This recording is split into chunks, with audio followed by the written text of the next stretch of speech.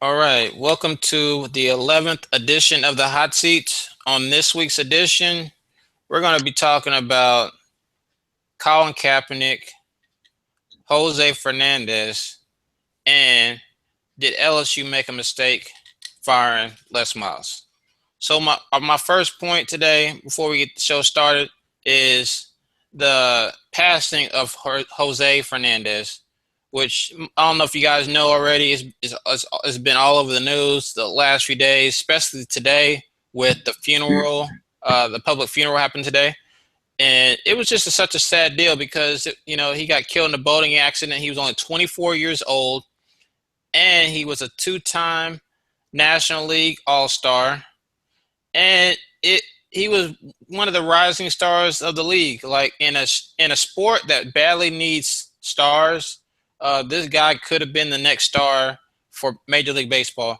And I just want your take on what do you think of the whole situation, and do you think that the Marlins next year will bounce back from this because they're not going to make the playoffs this year, but it's just a sad deal that they have to deal with this. And a lot of players are crying. A lot of people that are in Miami, especially in South Beach, were crying about this whole deal. So I just want your take on it. It's just a sad take in general. I knew of him, but I didn't know his story too well, and then I started looking into it, and he had a hard time trying to climb up the ranks to actually get to where he was at. And then not only did he make it to the MLB, but like the level that he was producing at, was pretty incredible for a guy his age. And it's kind of sad because I was listening to SportsCenter the other day when they were talking about it, and I'm not sure if he was on this boating trip, but they said his favorite hobby was to go fishing, and it actually used to be cycling, and he used to be cycling around at night, on the shoot to Miami. But I guess a lot of people that would cycle in Miami were getting hit a lot of times. So people were advising him, you should probably stop, biking at night. It's such a risk. So he was like, all right, I have to figure out something else to do. So he started fishing, and he started loving it, I guess. And I'm not sure if, like I said before, if he was fishing or he was just on a boating trip with a friend, with a few friends. But it's sad to see anybody go, but especially someone of such a young age, and like you said, some of the players were even crying during the field. Some of the tributes some of the guys have made, that have known him for a while. So it's just kind of like a sad ordeal in general. And then in terms of saying how Miami will rebound, I mean, it's tough because he was such a good pitcher for them, and Miami's also had a reputation not being able to bring in a lot of people to watch their games, but it just seems like anytime he played, um, they were able to sell more tickets. So it's sad in that sense because it's going to be harder for them to sell tickets, but it's also going to be hard for them to try to fill that spot, of someone that talented at that age. So it's kind of just a whole sad ordeal. Yeah, most definitely because he was like you said so eloquently. He was their ace pitcher, and it's not so easy to replace someone that's your best pitcher on your team, right? It's definitely hard, to. I mean, there's each roster has a bunch of pitchers on it, but to find one that could be such a difference maker every time he goes out there on the mound, it's pretty tough to come by. Especially if someone at his age that could probably be doing it um, for probably maybe the next decade or longer. So it's kind of sad. And so a good segue to our next point because and I hope that we both as people, both of us, eventually will be remembered the same way that Jose Fernandez was remembered because most people while they on this earth they don't have the same type of impact, and they just I think that he's probably looking up in the heavens right now thinking maybe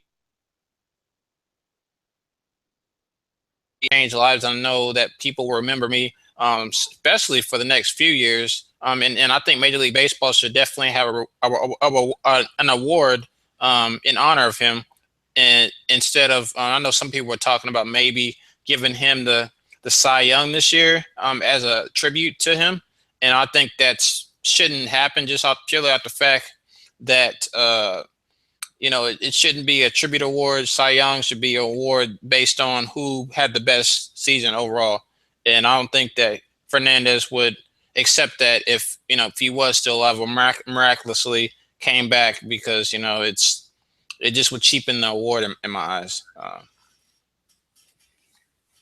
Yeah, I can see where we're coming at with that. I mean, it would be nice. It would be a sweet thing if that was to happen, but you got to earn it. It's not like he had it, and he was on pace too. But if you can't play the full year, then Right.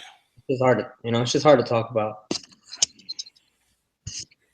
So yeah, the next thing we're going to talk about is Les Miles losing his job, and I want your take on: do you think that LSU made a mistake firing him too early? Yeah, I think it was early because what's the record at? Are they 2-2 or something Yeah, along those yeah, lines? they're 2-2. Yep. 2-2, and they fired less. I mean, I don't think it's a product of just the first 4 games. I think it's been building up from recent years because they were always in discussion, to be a contender. Maybe they can get to the national championship game. And a few years back, they had their battles with Alabama, where where most times Alabama plays another team, they're usually blowing them out. But LSU seemed, at least a few years back, anyways, to have the formula to keep it close, and it gave them, it put them on the national stage, but also showed like they can actually compete with a team like that, and that they could have been deserving of that. And he was coaching the team, but as the last few seasons have gone on, I mean, it's almost as if LSU's digressed. So I don't think it was a product of just the first 4 games. I think it was a build-up. I mean, it's hard to say if it was too soon, but they obviously have a vision for their program, and I guess how they believed that he was doing with it wasn't what they had planned, so they decided to cut the ties.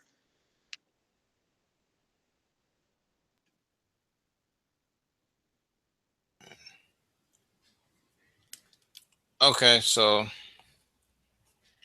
sorry about that. So yeah, I definitely think that LSU made a mistake in firing him so early because with someone like Les Miles, if you were going to fire someone like him, you probably should have waited till after the season, or you should have fired him, in the off season, before you just fire him just because your team has 2 early losses. And I think that in the case with Les Miles, um, he probably could have salvaged the season. There's no guarantee that they would have lost, against Bama and some of those other teams in their division, just because they had a couple bad losses. Specifically losing that game. I don't know if you watched the Auburn game, the controversial game where they originally won the game, but they lost the game because there wasn't time on the clock once the ball snapped, and they did the instant replay, and that was it. But and that pretty much cost him his job. And I think that game was really a game where uh, Gus Malzahn and Les Miles were fighting for the job. I think whoever lost that game was going to lose their job that very next day, because Gus Malzahn has had a couple really bad seasons the last few years after he won the national title. At Auburn. He hasn't produced the same type of team. I mean, with Cam Newton, I mean he was a team. I mean, Cam Newton by himself bought them five wins, and you see this year, even though the Panthers aren't playing as well as they did last year, the Cam Newton by himself was the reason why the Panthers played so well last year. You know, you could also attribute it to having good system guys, especially on defense like Josh Norman. And we'll talk about him in a second. But they just none of those players are thriving as much in other systems. The same thing with the Patriots. I think with Bill Belichick, he has probably the best system in the league. I mean, Bill Belichick always every year. Don't matter who was the quarterback, they produce every single time. And just like last Thursday, they had, I don't even know what the quarterback's name is, a black quarterback. I can't even remember. You know what the quarterback name? Huh? Jacoby Brissett. Yeah. So he stepped up to the plate. And he played pretty well. And then the running backs kind of took care of the rest. They won, I think, 28 to 0. I think the score was 27, 0. 27 to 0. Yeah. So it was just crazy that Bill Belichick. It don't matter whose quarterback can succeed. And I want your take. Do you think that the New England Patriots can run the table and be 16-0 in the regular season? Because it looks like they're far and away the best in the league right now. I don't want to get ahead of myself and say 16-0 because last time that happened, we lost to your Giants. So as nice as it would seem to be 16-0, just seems like something I really don't want to think about. But it is too early to even say. But they have the chance to. But they have a few tough games on their schedule. I mean, they play in Pittsburgh at one point. I mean, we just saw what Philadelphia did to Pittsburgh, but maybe Pittsburgh had an off day. They'll probably shore up some of their issues by then. We play a home game against Seattle, which Seattle's always tough. But I mean, not counting last week's game where they put up, I don't know, they put up 30 something points, or maybe even 40. I'm not even sure what the score was exactly. But Seattle's never had a great offense. So I think, especially with Brady back and the way our defense is split up to this point, I think we can beat Seattle at home. The tough game will probably be going into Denver. I think that's in December 12th or something along those lines. I'm not exactly sure the date. That'll probably be the tough game. But I don't know. It's those three games that you have to look at on the schedule. Maybe the game where they go to New York, because usually when they play in New York, it's a little tough for them due to being a division rival. Um, I think they have a possibility too, but I still think it's too early to say. Yeah, they look pretty good right now. I mean, I wasn't a proponent of them there ever being a team to run the table again like the Patriots did.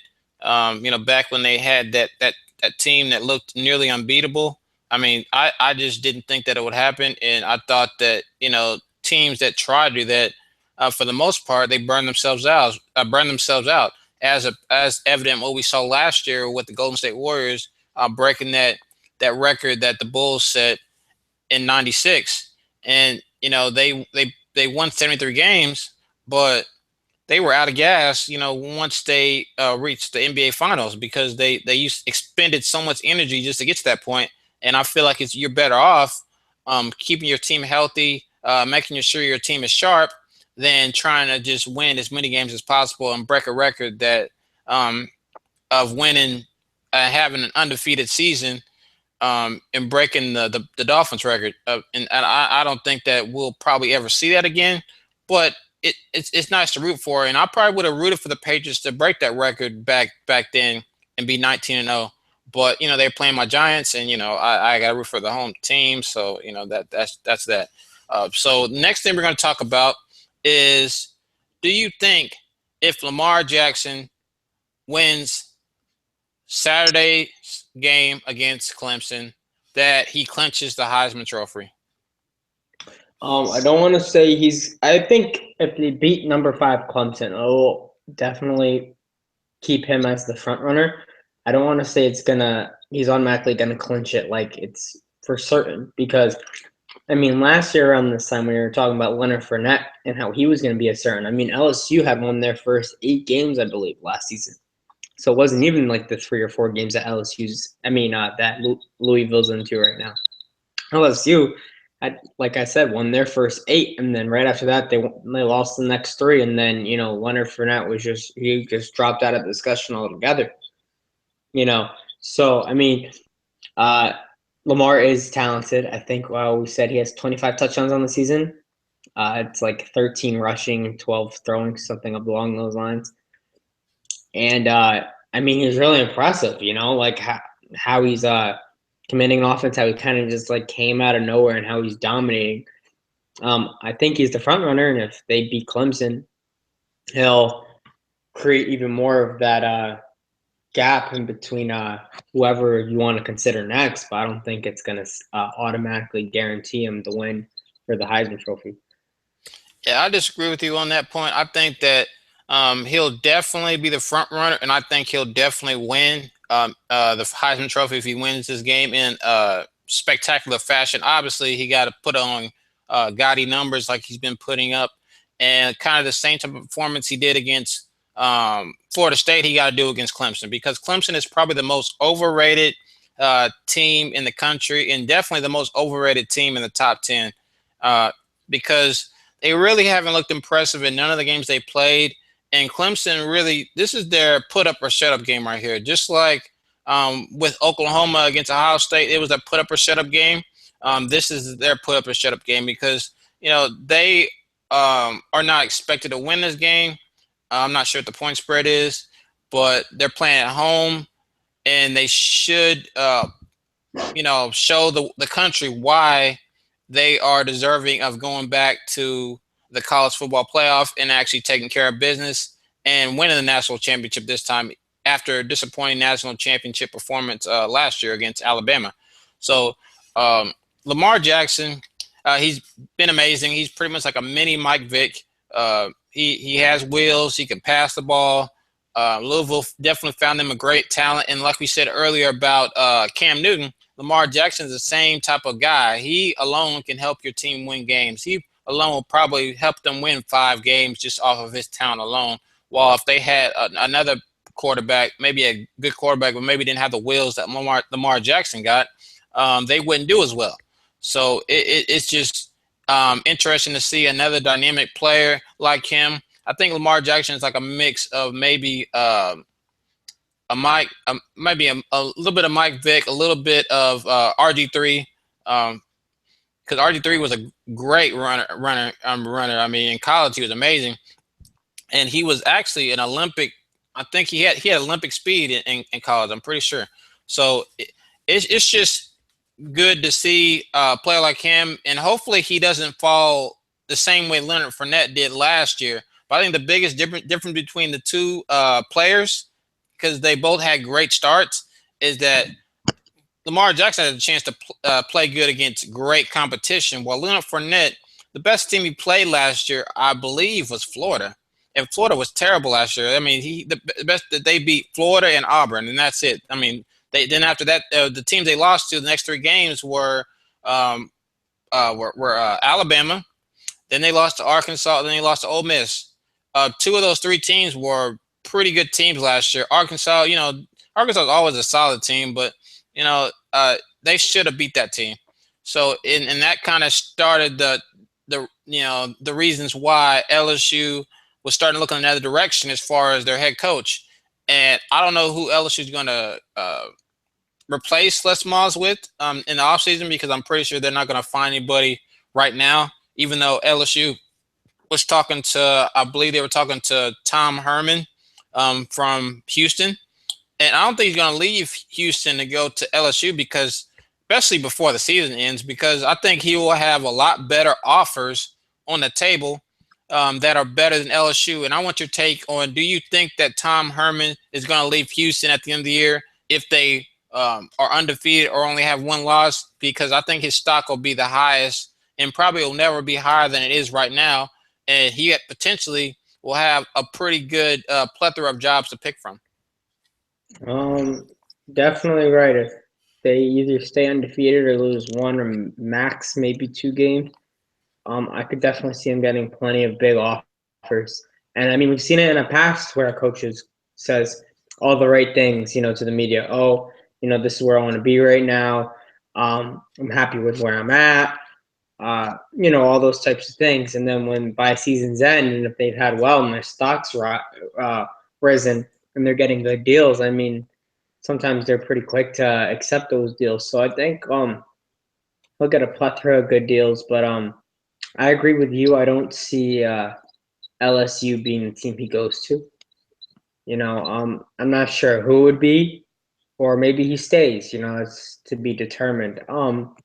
I would say he stays, but we'll see, depending on how they do for the rest of the season.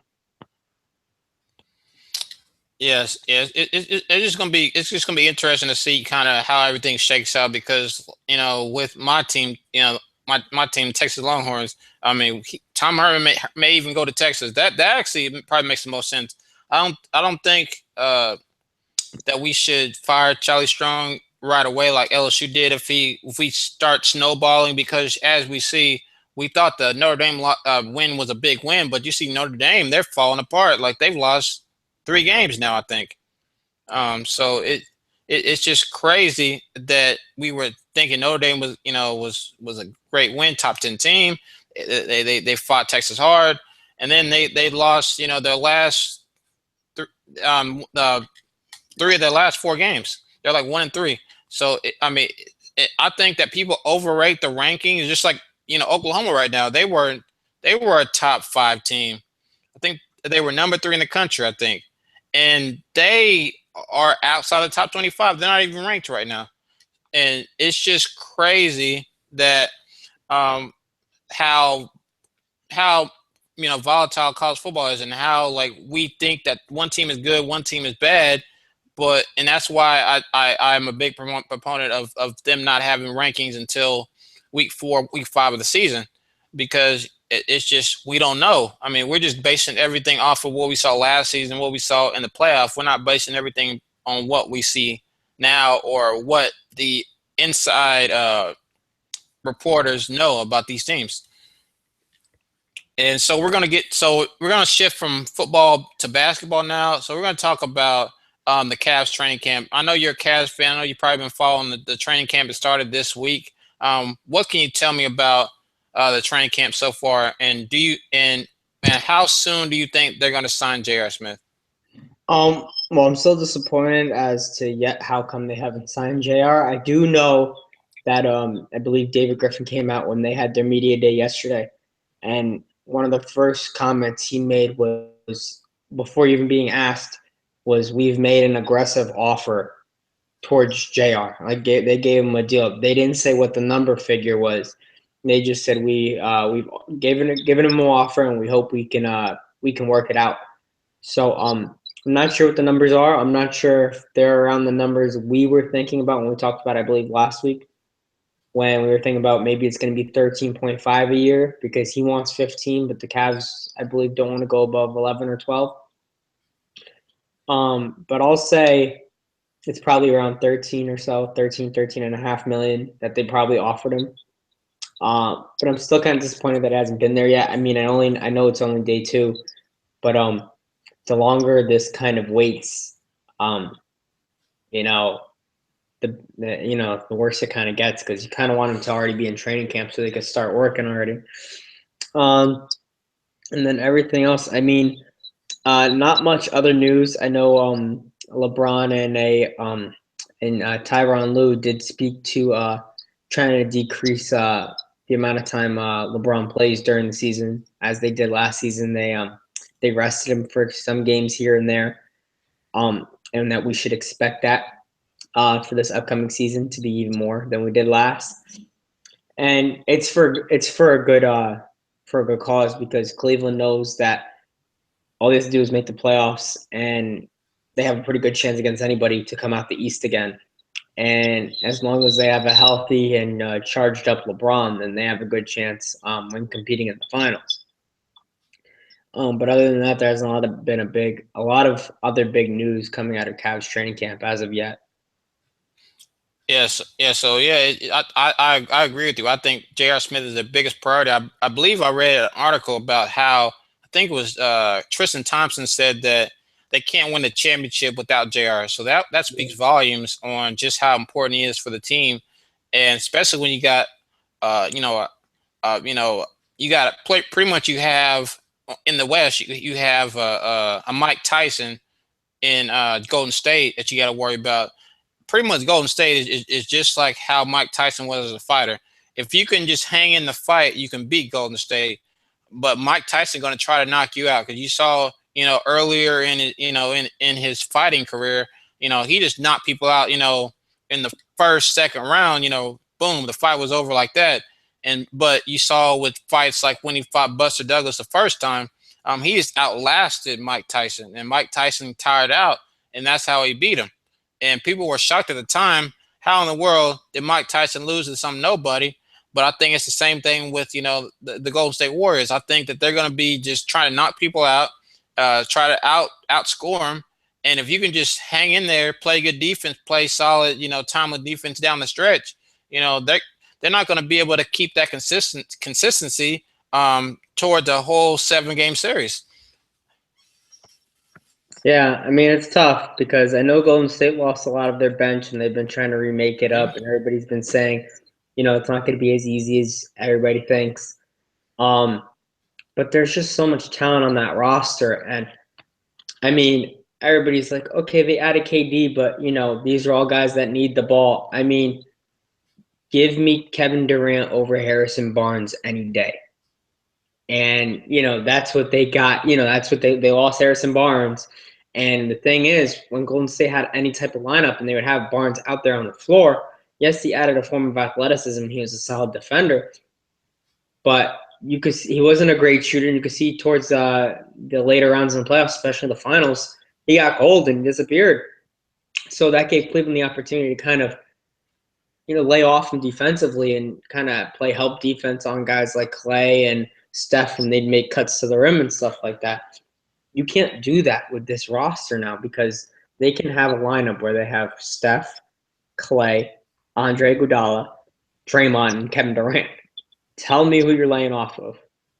It's going to be one of those five is going to be Andre Iguodala, and he's a very effective player in himself. He's going to find a way to be effective on the court. It's you say have to stay in it, and I know they don't have that defensive presence anymore in Bogut, because he's now in Dallas, but it's just going to be so hard to keep up with that team when they finally figure it out with Kevin Durant in the mix offensively, try to actually outscore them. Yeah, most definitely, most definitely. So our last point we're going to talk about before we go is I don't know if you saw the first presidential debate that happened again with Hillary Clinton and Donald Trump. Did you see any of that the other night? I didn't get a chance to catch it. I just Okay. So yeah, so with Donald Trump and Hillary Clinton, the first presidential debate that happened, Hillary Clinton really just embarrassed Trump in the debate. And I thought that this was a very telling sign. Hillary looked composed. She had her lines rehearsed, while Donald Trump, he apparently didn't, and he treated it like he did on his reality TV show, The Apprentice, where he kind of just said whatever he thought. And I feel like this whole presidential campaign has been a joke, really, because you got two candidates. One who, if it was anyone else, like if it was a regular average Joe's like us, if we did the same thing that Hillary Clinton did with the email fiasco that's going on with the Benghazi emails and stuff like that, we would be in jail right now. But since Hillary Clinton got the best lawyers in the world, and I much respect to Bill Clinton, he's probably one of my favorite presidents ever, but she would not be getting the same type of her numbers wouldn't be as good if it was against someone that actually was qualified. Like that's the problem. Donald Trump is not a qualified president, so she's gonna win by default in my eyes, only because of that. And then you got Donald Trump on the other end, who is most people think is a racist. And this year, I don't know if you noticed, but I don't know if I just really haven't been paying attention. But I think this year has probably been the most we've seen the most racial divide ever. That at least in the last 10 years that I've seen, because you got all these, every week I swear I'm reading up that there's cop killings that happen that killing blacks, and then you got people on both ends. You got minorities and black people on one end, you got white people on the other end that are saying these remarks, and both sides. There's people on both sides that are wrong about the issue. They're calling people that maybe don't agree with what they think racist or something along those lines. When I think that instead of disagreeing with each other and maybe calling people names and saying this, that, whatever, they should work it out and talk about these issues. And people are more worried about what Colin Kaepernick is doing, and we'll talk about that in a second. than worrying about what the real issues are, because people were bent and upset that Colin Kaepernick is kneeling and not standing up for the national anthem, when most people in the military, like we said weeks ago, don't care about that type of stuff. And another thing, Colin Kaepernick said, about Hillary Clinton and Donald Trump, he said that they're both liars and they're evil. And I thought that that was a powerful statement, because and people are killing him right now because he said those things, when he said those same exact things in August and no one said nothing about them. The same thing that happened about the kneeling on the national anthem. He did that 2 times before they actually said anything to him or anyone was outraged about it. So I want your take on, do you think that Colin Kaepernick is hurting himself by speaking out? And is that the reason why he doesn't have the starting job now? Because I don't know if 49ers fans will be able to take any more of Blaine Gabbert performing as poorly as he's been playing the last few games. I don't think it's the reason he's not playing, but I think it definitely plays a role into why he's not. And we're talking about his image and if it looks bad on him. I mean, at this point, he's been getting dogged by the media for what, 2, 3 weeks now? You know, It's probably lower than that. I think it's maybe been longer like a than that, month. right? Maybe a month or so, right? So he's heard it all already, and he's standing pat for what he believes in. You can't fault a guy for having his own opinion and what he believes in. And I mean, the way Blaine Gabbert's played so far is just atrocious. There's no way that, however Colin Kaepernick performed in training camp or in the It's preseason, worse. No way it's worse. no way it's worse than how Blaine Gabbert's been playing and how much talent Kaepernick, has. I mean, this is a guy that just a few years ago was taking the 49ers to the conference championship. They made it to the Super Bowl. Super Bowl at one point. You know, so I mean, this is a guy that has a lot of talent. So it's not a skill thing. There's other things that go into it. There's other things behind the scenes that we don't know about. That we might not know about that's probably going on right now as to why he's not getting any play time. But at max 2 weeks, if Blaine Gabbert keeps playing this poorly, and then we'll probably see Kaepernick out there at some point. I mean, I can't really put my finger on why it is. Maybe it's the owner, the general manager, or the coach.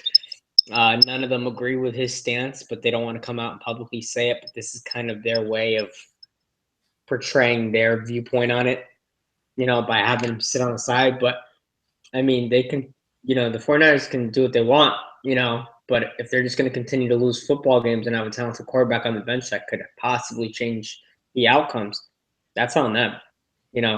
He understands he wants to be out there, but he knows the kind of impact that he has as a player and the kind of message he can get out on the national stage, with a microphone near him at almost any point. So I know he's going to stand pat and keep doing what he's doing. And it's up to the 49ers to make the next move. Yeah, I agree. And the crazy thing, he's been the most polarizing athlete probably in the country. Right now with Colin Kaepernick. People are talking about him every day, and athletes are starting to stand up for themselves, because I think before Kaepernick, a lot of athletes were scared to do these type of things, and now you got athletes that aren't afraid to maybe lose endorsement deals, lose money for standing up for change. Because like I said, I think Colin Kaepernick doing is right on time, and I mean and I think what really plays into why he's not playing, if some people were telling me it's because he's hurt, but if he was really hurt, they would have a third string quarterback. They don't have a third string quarterback on their roster right now.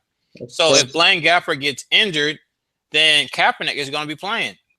And so I think that it's kind of a combination of, people, have said that Chip Kelly is a racist. I'm not sure if that's true or not, but he let go his best receiver in Deshaun Jackson and his best running back in LaShawn McCoy.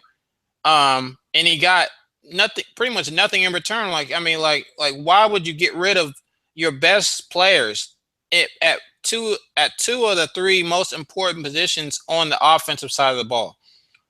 It's just crazy to me. And then you have Riley Cooper, who is like your main receiver at that point now. And we already know what Riley Cooper did, saying the Nigger word. Um, and so and that stirred up a lot of stuff. And if that was a black man that said something along those same lines, not obviously, I mean, it's not the N word, but if he said something like, uh, you know, the C word to a white person or something like that, even though it's not as bad, but it's still a bad word to say. He would probably be dropped from that team or traded immediately.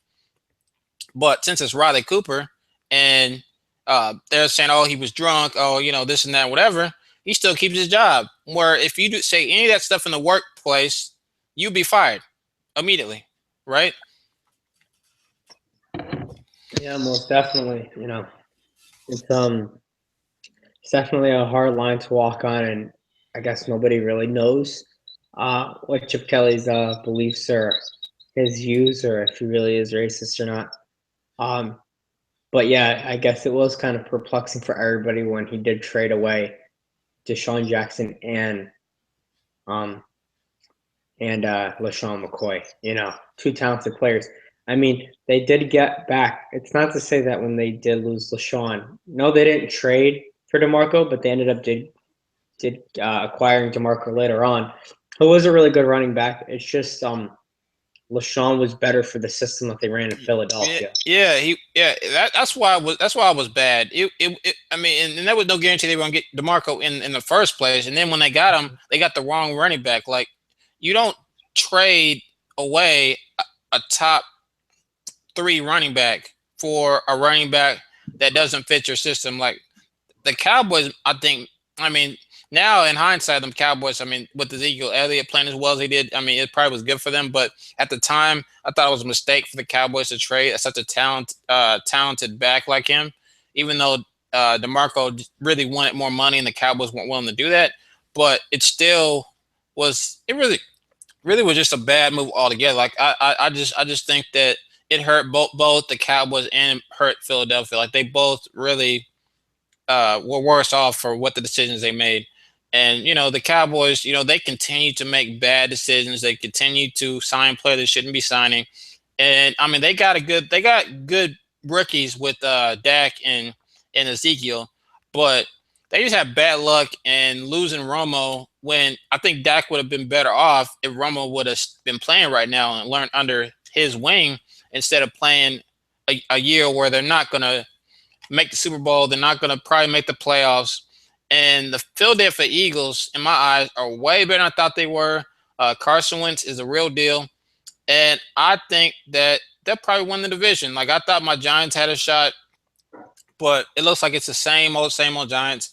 And hopefully we'll make the playoffs as a wild card, but maybe win the division if we get lucky, if we can beat the Eagles, because I think that Eagles Giants matchup, the two matchups we have against them, I think will determine the division, because the Redskins, we should have beat that team, but we pretty much threw the game away. Turnovers, and penalties killed us over and over again that game. But I want your take on what has been the most impressive team so far in the NFL season that's kind of surprised you? I know I said the Eagles. What is your team before we go? Um, I guess most surprising for me is probably Philadelphia. I know for the general public it might be it's probably a tie between Philadelphia and maybe Minnesota, because everybody was like, oh, they lost Teddy Bridgewater, and then a few weeks, and then last week or the week prior they had lost Adrian Peterson, and everybody's like, oh, they don't stand a chance. I had a lot of faith in this Vikings team from what I saw last season from this defense, and what the defense is doing now, especially what they did last week in Carolina to Cam Newton, sacking him 8 times, I believe, and forcing him into 3 interceptions. I mean, the job they've been doing so far is pretty impressive, and they've played tougher competition, I think, up to this point than Philadelphia has. I know Philadelphia played Pittsburgh, and we're looking at, wow, look at the job they did to Pittsburgh, or was Pittsburgh not as good as we thought? I mean, that'll have to be seen. We don't know yet, where Pittsburgh's going to be at. But Most surprising for me is Philadelphia because I just didn't see this. First off, I mean, a few weeks ago, before the season started, we didn't even think Carson Wentz was going to play a game Mm. because he had that rib injury in the preseason, and they were speculating that he was going to be out the whole season. After the fourth preseason game, they trade Sam Bradford away, and they're like, Carson Wentz is ready to go. And I mean, he's playing at a level like he's a veteran, almost like he just has a sense of the offense. He knows where to go with the ball. He's calm in the pocket. He has a good sense of awareness where the defenders are and how he moves his feet. He moves his feet pretty well. So I mean, Philadelphia has been the most surprising up to this point. Yeah, I agree with you wholeheartedly. With the Pittsburgh game is kind of tricky because Pittsburgh is not even at full strength right now with them not having Le'Veon Bell back yet. But it'll be interesting to see how uh, everything shakes out in the NFL. I know, And I know, I know Le'Veon Bell is yet to come back. I believe he comes back after this next week. I think he had a 4-game suspension. It was 3 or 4 games, something like that. And but what was surprising though is up to this before that game. I mean, Pittsburgh had done a good enough job in terms of receivers. I mean, then Antonio Brown, and then he tried to find, and then Roethlisberger trying to find who else. But they got Marcus Wheaton back, so they had a solid second option going into last week, and just the inability to move the ball. I mean, Pittsburgh with the offense that they had been playing at and what we had projected them to be, only having 3 points. That's really surprising. You know. yep, yep. So yeah, we'll just see. We got another great weekend of football. We got a bunch of great college football games. We got a bunch of great NFL games this week. I mean, like I said, my Giants play the Minnesota Vikings. That'll be an interesting game, and my Giants could mess around and be 2-3 after leading the division. After week two. So we'll just see what happens. And I think the Patriots will probably win their fourth game without Brady, and then Brady will come in and probably Patriots will probably be 15-1, 14-2. That's what I think they'll be, and probably go back to the Super Bowl. But yeah, we'll just have to see. But I appreciate you guys tuning in. Before we go, Brandon, where can people find you on your social media so they can look you up? You guys can find me on Instagram at BZZ, the period, and then number 2. You can find me on Facebook at Brandon Zezima. And you can also read some of me and Cam's work on Real Sport 101. Both writers over there for the NBA section. So check us out. Okay, and then for me, you can follow me on my Twitter at CamPerry21. You can also can follow me on my Instagram at CPScott1, and also follow me on my Facebook page, Cam Perry Sports. And then also, I'm doing some NFL articles on my guys' site. I think it's the Suave Report, also as well as Real Sport for the NBA stuff. So yeah, tune into that stuff, catch that stuff. Read that stuff, and we'll see you next week. We'll be talking about more topics, and we'll also be talking about what happened in that Louisville Clemson game, because that game is going to be big time, and I know you guys are going to be tuning in. So, bye.